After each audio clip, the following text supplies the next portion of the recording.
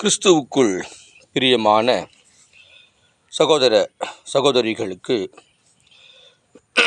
என் அருமை ஆண்டவரும் உலக இரட்சகருமாகிய எம்பெருமான் இயேசு கிறிஸ்துவின் ஈடு இணையில்லா நாமத்தினாலே நான் உங்களை வாழ்த்துகிறேன். இந்த நிகழ்விலே அன்பாக அழைக்கிறேன்.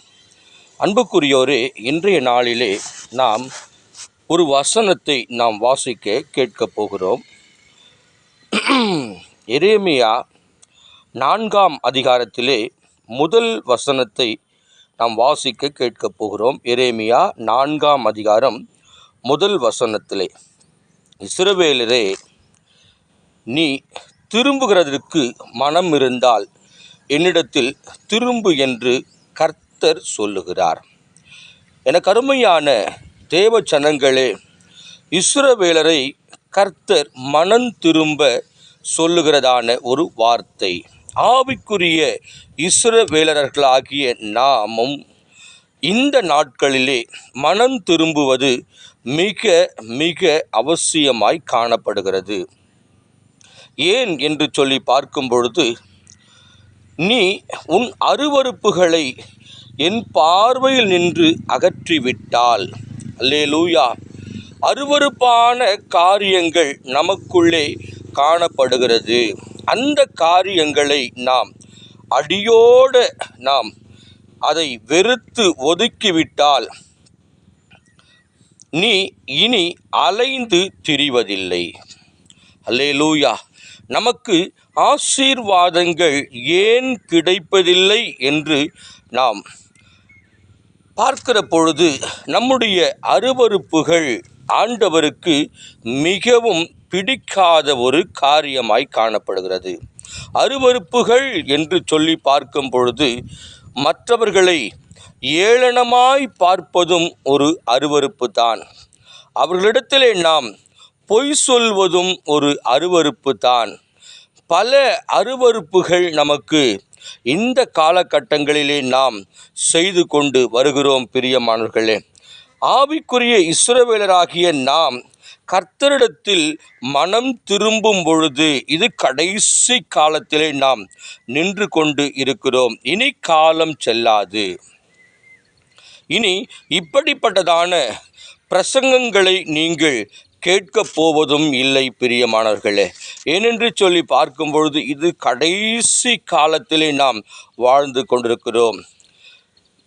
யோவேல் தீர்க்க தரிசன புஸ்தகத்திலே நாம் வாசிக்கிறோம் அல்லவா, கர்த்தருடைய பெரிதும் பயங்கரமான நாள் வரும் பொழுது சூரியன் இருளாகவும் சந்திரன் இரத்தமாகவும் மாறும்.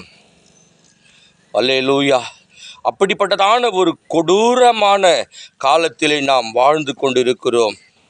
ஆனால் எப்பொழுது பூமி எதிர்ச்சி வரும், எப்பொழுது சுனாமி வரும், எப்பொழுது மக்களை வாரிக்கொண்டு போகும் என்று நமக்கு தெரியாத நிலையிலே நாம் வாழ்ந்து கொண்டிருக்கிறோம். ஆனால் நம்முடைய அருவருப்புகளின் நிமித்தமாக நமக்கு கர்த்தர் ஆசீர்வாதங்களை கொடுக்க தாமதிக்கிறார். பிரியமானவர்களே, இதை நீங்கள் நன்றாய் நீங்கள் உணர்வீர்கள் என்று சொன்னால், உங்கள் அருவருப்புகளை இப்பொழுதே நீங்கள் விட்டுவிட்டு கர்த்தரிடத்தில் மனம் திரும்பும் பொழுது கர்த்தர் தேசத்திற்கு சேமத்தை அவர் கொடுப்பார். உங்களுடைய குடும்பத்தை அவர் ஆசீர்வதிப்பார். உங்களுடைய பிஸ்னஸை அவர் ஆசீர்வதிப்பார். உங்களுடைய வியாபாரத்தை அவர் ஆசீர்வதிப்பார். உங்களுடைய சபை ஊழியத்தை அவர் ஆசீர்வதிப்பார். உங்களுடைய சுவிசேஷ ஊழியத்தை கர்த்தர் ஆசீர்வதிப்பார். நீங்கள் எந்த காரியத்தை செய்தாலும் அதை கர்த்தர் ஆசீர்வாதமாய் மாற்றுவார். ஆனால் ஒன்றை மாத்திரம் நாம் நினைவில் கொள்ள வேண்டும். நம்முடைய அருவருப்புகளோடு கர்த்தரிடத்தில் நாம் எவ்வளவு தான் மன்றாடி முட்டி மோதி நாம் ஜெபித்தாலும் அந்த ஜெபத்தை கர்த்தர் ஏற்றுக்கொள்ளவே மாட்டார். நான் ஆணித்தரமாய் சொல்கிறேன், அருவருப்புகள் வைத்து கொண்டு நீங்கள் ஜெபித்தீர்கள் என்று சொன்னால் அதை கர்த்தர் ஒரு நாளும் ஏற்றுக்கொள்ள மாட்டார். இதை கேட்கிற அன்பு உள்ளங்களே, நீங்கள் மனம் திரும்புங்கள். பரலோக ராஜ்யம் சமீபமாயிருக்கிறது. உங்கள் அருவருப்புகளோடு கர்த்தரிடத்தில் நீங்கள் கூடி வந்தால் அலைந்து திரிய வேண்டியதுதான். நம்முடைய அருவருப்புகளை இன்றோடு நாம் அடியோட மாற்றிக்கொள்வோம். கர்த்தர் நம்மை ஆசீர்வாதமாய் நடத்துவார். நாம் ஜெபிக்கலாம். பரலோக பிதாவே, இந்த வேளைக்காக ஸ்தோத்திரம்.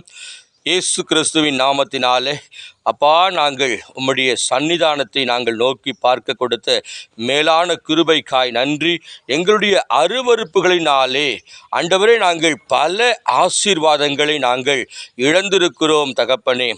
அப்பா, எங்களுடைய அருவருப்புகளை அடியோட பரிசுத்த ஆவியானவரே நீர் மாற்றி அமைக்கும்படியாய் இயேசுவின் நாமத்தில் ஆண்டவரே நாங்கள் வேண்டுகிறோம்.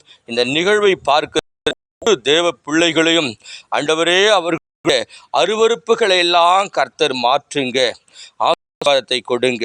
இயேசுவின் நாமத்தில் பிதாவே, ஆமென், ஆமென்.